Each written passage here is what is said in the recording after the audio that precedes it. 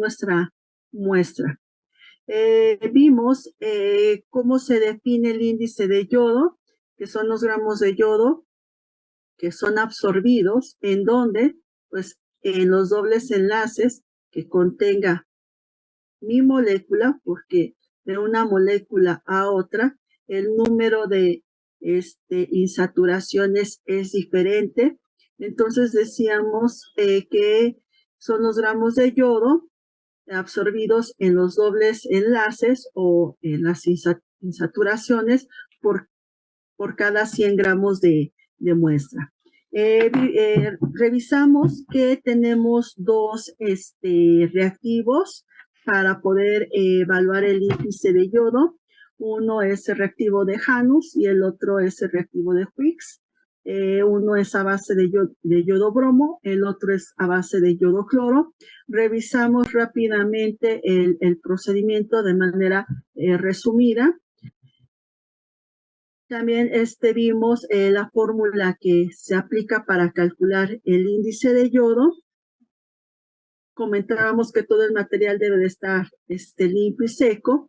También comentamos que las reacciones que se llevan a cabo en el índice de yodo son unas reacciones de adición, puesto que en donde están las dobles ligaduras se va a insertar lo que es el contenido del agente halogenante. También comentábamos que es una reacción un tanto delicada porque tenemos que ser cuidadosos cuando adicionamos el almidón para que posteriormente concluyamos la valoración, ¿vale? Muy bien. Ahora, hicimos unos 2 o 3 ejercicios. Consideramos que cuando tenemos todos los elementos dentro del ejercicio, que son el volumen del blanco, el volumen de la muestra, la normalidad del valorante, multiplicarlo por lo que viene siendo el peso del yodo entre la cantidad de muestra que pesé para esa prueba, reuniendo todos estos elementos, yo los puedo sustituir en la prueba y de esta forma puedo calcular el índice de yodo experimental, recordando que siempre cada índice necesitamos anotar el valor numérico acompañado de sus respectivas unidades. En este caso son gramos de yodo por cada 100 gramos de muestra. También comentamos que es posible calcular el índice de yodo teórico siempre y cuando nos proporcionen el peso molecular y la estructura química del compuesto para que podamos identificar dentro del compuesto en la parte de la cadena, en la cadena larga, cuántas insaturaciones están contenidas en esta estructura química de mi compuesto o de la sustancia a evaluar. Comentábamos que por cada doble enlace van a entrar 2 yodos, de tal manera que revisábamos en el caso del ácido oleico que como nada más hay hay una zona en donde tenemos dobles enlaces, entra un yodo por arriba, un yodo por abajo y lo relacionábamos al peso molecular y esto lo llevábamos a 100 gramos de muestra para poder expresar el índice de yodo en 100 gramos de muestra. Entonces veíamos otro ejercicio en donde tenemos otra estructura química, identificábamos 4 dobles enlaces dentro de la estructura química. Sabemos que por cada doble enlace entran 2 yodos, de tal manera que si tengo 4 dobles enlaces y entran 2 yodos, tengo 8 yodos que participan para que yo pueda calcular el índice de yodo teórico, también expresado para 100 gramos de muestra. Bien, ahora revisamos el índice de hidroxilo. Decíamos que este es un índice que me mide el grado de contenido de grupos hidroxilos que están presentes sobre la molécula del material graso. También me da una perspectiva de, el grado de hidrólisis que pueda presentar una muestra, y asimismo también nos brinda información acerca de qué tanto está nuestra materia prima adulterada por agentes como el colesterol, que es el más común, o el ácido mineral. Revisábamos de manera general el procedimiento. Revisamos también las reacciones que participan dentro de esta prueba, que son reacciones de acetilación, ¿vale? Veíamos que hay un exceso que se adiciona y que ese exceso va a ser valorado. Es importante mencionarles que cuando nos indica cada índice de grasa que se corra un blanco, se debe de hacer de forma simultánea a la muestra, a la preparación de la muestra. También es importante comentarles lo siguiente, que cuando ya tenemos el blanco y la muestra preparada, lista para valorarla, lo primero que tenemos que valorar es el blanco y posteriormente valoramos la muestra, ¿vale? Comentábamos también en la clase pasada referente a que a nivel experimental se obtiene un índice de hidroxilo aparente, y que para que se obtenga el índice de hidroxilo real va a ser necesario que al índice de hidroxilo aparente, que es el que obtuviste experimentalmente, le sumes el valor del índice de acidez que obtuviste experimentalmente, o en su efecto tendrías que tener como referencia el valor numérico del índice de acidez para que la suma de este índice con respecto al índice de hidroxilo aparente te pueda determinar el índice de hidroxilo real, ¿vale? También comentábamos que la definición del índice de hidroxilo como los miligramos de KOH equivalentes a los hidroxilos presentes en 1 gramo de muestra. Ojo, no se vayan a confundir en el examen.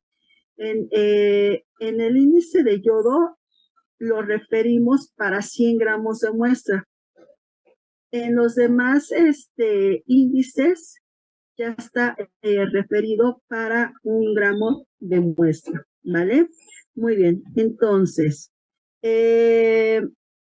también comentábamos que cuando se lleva a cabo esta prueba para evaluar el índice de hidroxilo, las condiciones de reflujo deben de ser suaves, ¿sí? Necesitamos en todos los índices conocer la concentración exacta del valorante para que lo podamos incluir en nuestros cálculos. Bien. Ahora, en esta diapositiva ustedes pueden observar cómo se calcula el índice de hidroxilo aparente, es decir, el experimental, a través de que necesito registrar el volumen del blanco que se gastó de valorante con respecto al valorante que se gastó para poder evaluar la muestra. Es una resta este primer término, posteriormente lo multiplicamos por la normalidad del valorante, que es el KOH. Enseguida todo esto es multiplicado por el peso molecular del KOH entre el peso de la muestra. Recordemos, lo que haga yo en el laboratorio es un índice de hidroxilo experimental, que voy a reportar el índice de hidroxilo real a través de tener ya el dato del índice de acidez o tener que correr el índice de acidez a nivel experimental. Muy bien. Recuérdenme si ya vimos algunos ejercicios o hasta dónde nos quedamos, por favor.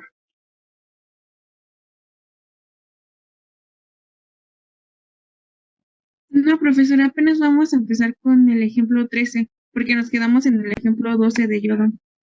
Ok, entonces veamos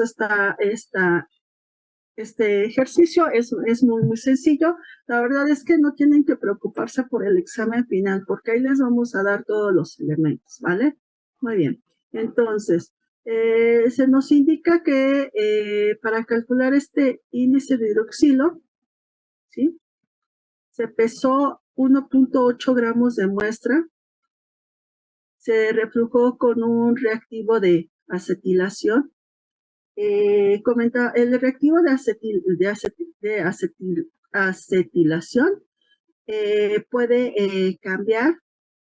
¿Cómo van a determinar qué tipo de reactivo van a ocupar para este índice? Muy bien. Depende de la materia prima. En la farmacopea, tú no te preocupes, en la farmacopea te da toda la información y te va a indicar qué reactivo de acetilación vas a ocupar. Ahí te lo marca. Si la materia prima no amerita que se le evalúe el índice de hidroxilo, pues no lo vas a realizar a nivel experimental, ¿vale? Obviamente se sometió a un reflujo. Posteriormente, eh, cuando se concluyó el reflujo, la muestra que se obtuvo gastó de valorante 13 mililitros. El valorante que se ocupó fue hidróxido de potasio 0.5203 normal. También se corrió de manera alterna un blanco en donde se gastó de valorante 25 mililitros. Es el mismo valorante a la misma concentración. Ahora te dice que calcules, por favor, el índice de hidroxilo de la muestra, que tienes que considerar además que tienes un dato de referencia basado en el índice de acidez y que te indica que el índice de acidez de esta muestra es de 18 miligramos de KOH por gramo de muestra. Ahora, del resultado que tú obtengas, que tú calcules, al final tú requieres comparar si el resultado que obtuviste está dentro del intervalo de la especificación farmacopeica. En este caso, para esta muestra, te indica que el índice de hidroxilo debe de estar entre 170 a 180 miligramos por cada miligramos de KOH por cada gramo de muestra, ¿vale? Entonces, ¿qué nos ocupa? Cuando tienes todo el ejercicio, saca los elementos necesarios para poder trabajar con él y aplicar la fórmula. Entonces tenemos la fórmula que previamente ya presentamos, colocamos el volumen del blanco. ¿Por qué el volumen del blanco es mayor? Porque comentamos que no está en la muestra, solamente tengo toda la cantidad que se ocupa para poder preparar el blanco, que la cantidad de la muestra es menor, porque ahí ya está presente la muestra, vaya la redundancia, y que tenemos que restar el volumen del blanco menos el volumen de la muestra.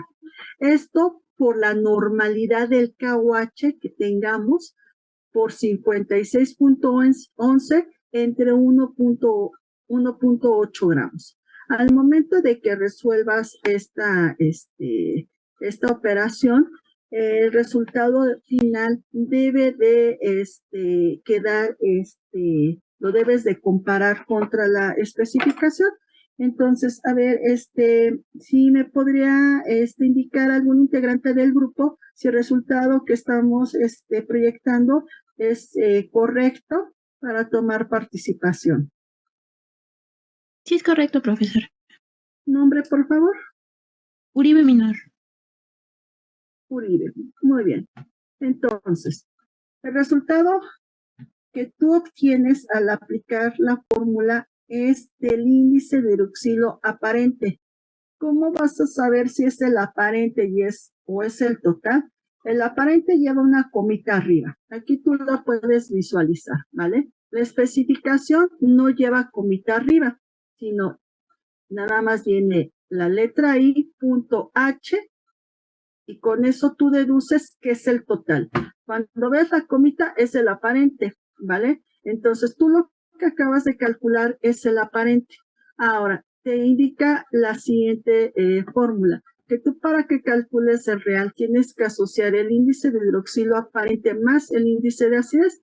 Ese dato Si lo tienes, ojo, mucho ojo, tienes que cuidar que las unidades vayan en congruencia tanto del índice de acidez como del índice de hidroxilo aparente, ¿vale?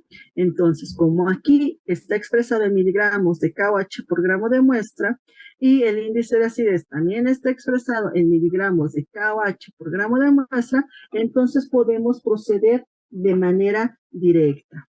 Bien, ahora, al momento de resolver la suma, tú ya tienes el índice de hidroxilo real. Por favor, ¿alguien del grupo que me pueda verificar la operación, por favor? Sí, está bien, profesora. ¿El nombre, por favor? Guevara Rodríguez. Llevará. Ok, muchísimas gracias. Gracias. Ahora.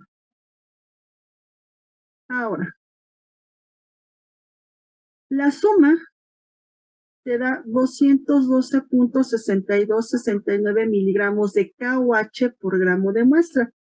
Ahora compárala contra la especificación y pregúntate, ¿cumple o no cumple? Entonces, alguien del grupo que nos pueda indicar si estamos dentro del bien o estamos del lado del mal. Por favor.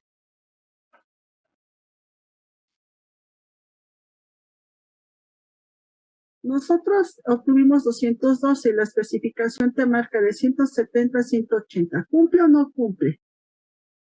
No cumple. Ok, perfecto, muy bien. ¿Nombre? Reyes Barajas. Reyes. Ok, Junit, ¿verdad? Muy bien. Sí. Ok. Del índice de hidroxilo no hay mucho que decir. Nada más recuerda, una cosa es el aparente y otra cosa es el real. Bien, siguiente índice. Y vamos a hablar del índice de peróxido. Muy bien, este índice de peróxido realmente lo teníamos que haber hecho en el laboratorio.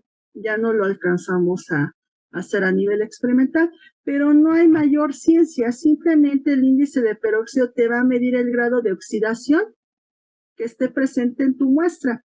¿Cómo determinas este grado de oxidación? Porque a nivel organoléptico, tu olfato va a poder detectar si tú acercas el contenedor de tu materia prima, y la hueles con mucho cuidado. Si el olor que percibes es desagradable y es un olor rancio, quiere decir que hay un proceso de degradación y hay un proceso de oxidación, de tal manera que la calidad de tu materia prima ya se ve alterada. No hay mayor ciencia, ¿sí?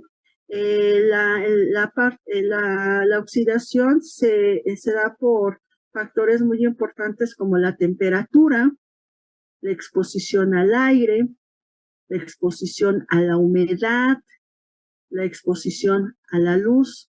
Entonces, requieres tomar en consideración que tu materia prima, a la cual le vas a evaluar el índice de peróxido, debe de estar almacenada en un contenedor adecuado. Si tú observas desde antes de que realices el análisis que el tipo de contenedor en donde está tu material graso no es el adecuado, muy posiblemente tú tengas un grado, bueno, tú no, más bien la materia prima tenga un grado de oxidación considerable por no estar en el envase correcto. Muy bien. Generalmente los aceites son muy susceptibles a la oxidación. ¿Por qué? Porque están en un estado líquido, son muy reactivos y ¿cómo se define el índice de peróxido? Como los miliequivalentes de oxígeno activo que equivalen al contenido de peróxido en 1000 gramos de muestra. Algo muy importante que tienes que considerar cuando tú realizas este índice a nivel experimental es que la muestra la tienes que tomar inmediatamente, es decir, tú tienes que organizar tu trabajo de laboratorio y tener ya todo listo para poder llevar a cabo la evaluación de este índice en referencia a todo el material. Entonces, en el momento en que tú vayas a correr la prueba, en ese momento tomas la muestra e inmediatamente hay que realizar la evaluación. Porque, ok, ya dispones de todo, ya organizaste todo el material en tu mesa, ya sabes perfectamente bien que debes de tomar la muestra rápidamente, pero si la dejas sobre tu mesa y no la analizas inmediatamente, recuerda que hay factores ambientales que pueden incidir e iniciar o contribuir más al proceso de oxidación de la muestra, ¿vale? Todo el material debe de estar seco, todo el material debe de estar limpio, se corre un blanco en las mismas condiciones. Nos indica el procedimiento que se nos sugiere pesar 5 gramos de la materia prima, que requieres ocupar un matraz para yodo. Posteriormente, tú necesitas adicionar 30 mililitros de ácido acético glacial en cloroformo en una proporción 3:2. Y este reactivo que tú estás adicionando te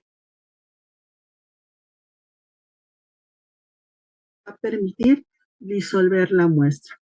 Obviamente, como tienes la muestra que es un material graso, tienes el ácido acético, la mezcla de ácido acético, cloroformo, que te permite la disolución de la muestra, tú tendrás que agitarla con mucho cuidado, evitando que tengas pérdidas de material.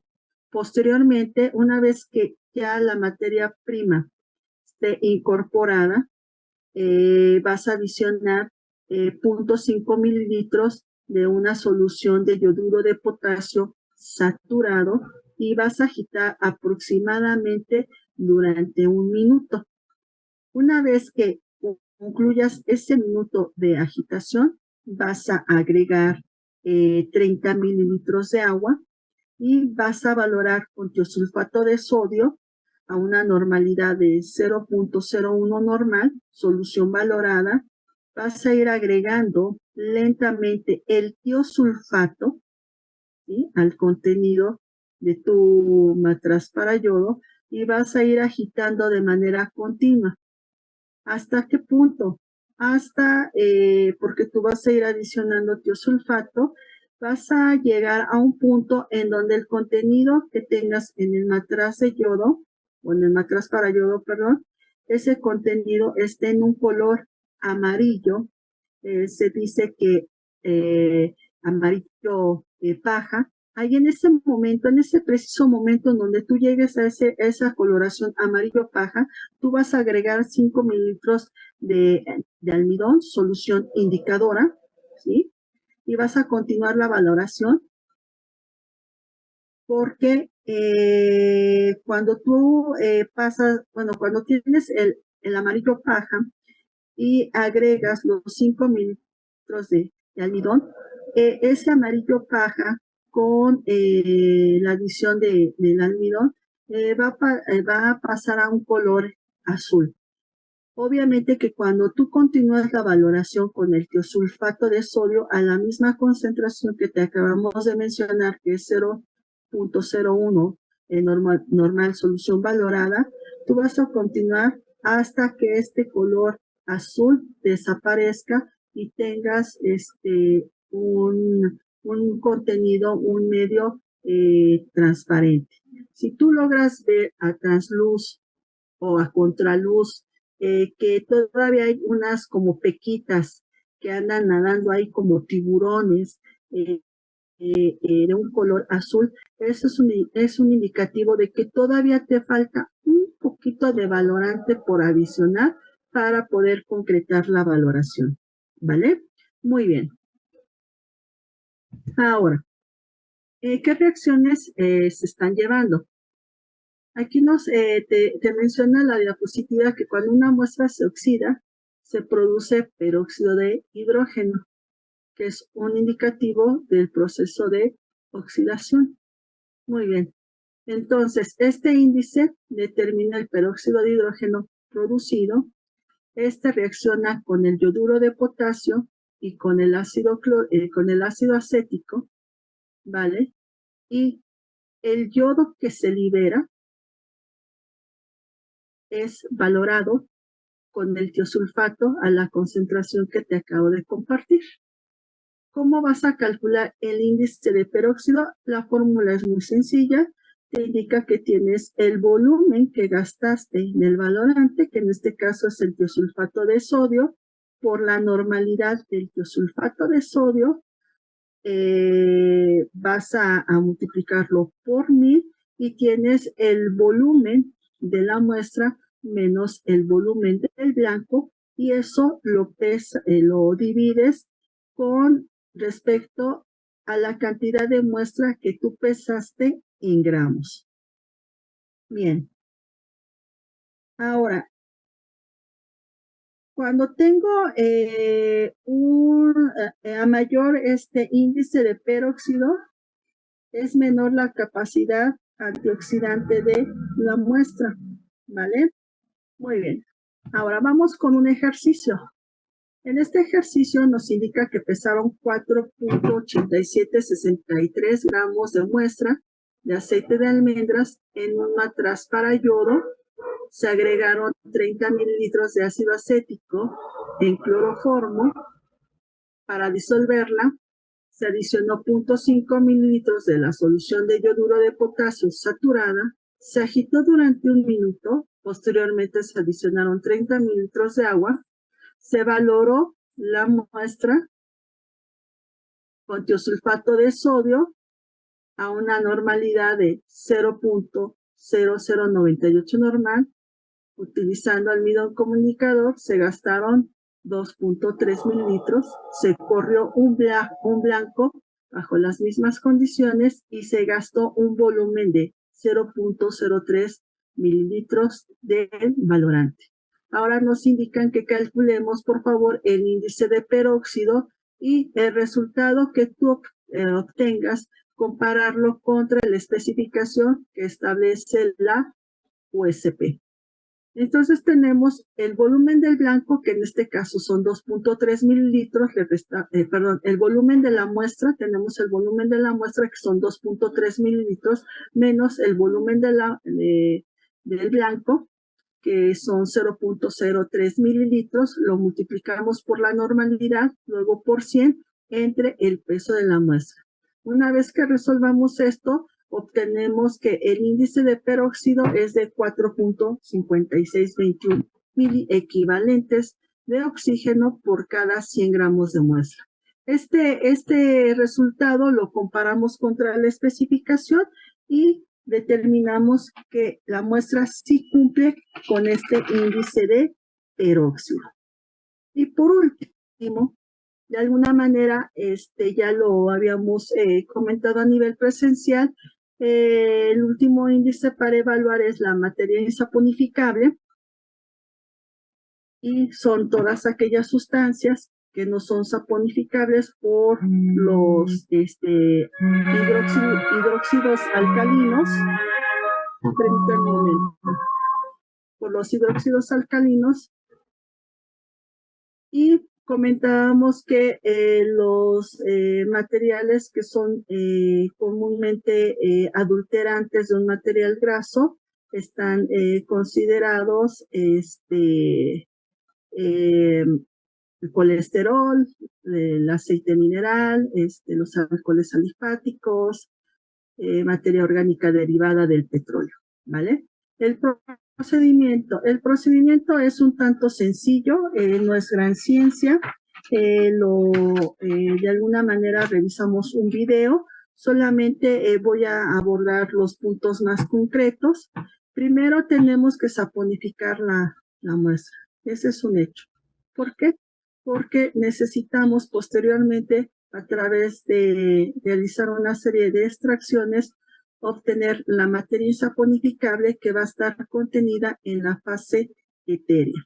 Bien, entonces, en la fase de la separación, o sea, en el proceso de separación, utilizamos un solvente orgánico, el éter. Posteriormente se hacen lavados con agua.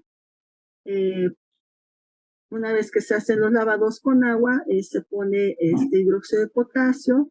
Posteriormente se vuelve a colocar éter, se siguen las extracciones. Tenemos que lavar el éter y el KOH, que en un momento dado está en exceso, pues tenemos que irlo depurando de ese sistema hasta poder quedarnos con la parte de la materia insaponificable. Y comentábamos que al final este residuo que se obtiene de la materia insaponificable se seca, ¿vale? Y no hay mayor ciencia. Tengo la materia insaponificable, ocupo la fórmula que nos indica el peso de residuo entre el peso de la muestra por 100, y de esta manera se determina qué porcentaje de materia insaponificable puede estar contenido en mi material graso. Aquí hay un último ejercicio, también referente al aceite de almendras, en donde nos indica que pesamos 5.1 gramos de la muestra, ¿vale? Se agregaron 50 litros de KOH, se reflujaron, se realizaron las extracciones de acuerdo a lo que indica la USP, se juntaron los extractos etéreos, se transfirieron matras previamente a tarado, el éter se evaporó a sequedad, se agregó acetona al residuo también para favorecer que se evapore un tanto más rápida. Se secó el residuo a 105 grados centígrados y el peso del residuo final obtenido fue de 0.0588 gramos y nos indica que calculemos el porcentaje de materia insaponificable en la muestra y determinar si cumple con lo que especifica la OSP, que no debe de rebasar el 0.9%. Entonces, si tienes el peso de la muestra y tienes el peso del residuo, a través de una regla de 3, tú puedes resolver esta operación y el porcentaje obtenido que se obtiene es de 1.1529, lo comparamos contra el 0.9% y se determina que no cumple con este índice, ¿vale? Muy bien. Entonces, ustedes pueden observar los cálculos para materia insaponificable, los cálculos para índice de hidroxilo, para el índice de peróxido son muy sencillos, son muy directos y son muy fáciles de hacer. Entonces, con esto termino lo que es análisis de grasas. Dejo por el día de hoy la clase aquí y por favor, hagan todo lo posible para poder resolver los ejercicios y el día viernes nos vemos para empezar y concluir el tema de valoraciones en medios no acuosos, ¿vale? Muy bien.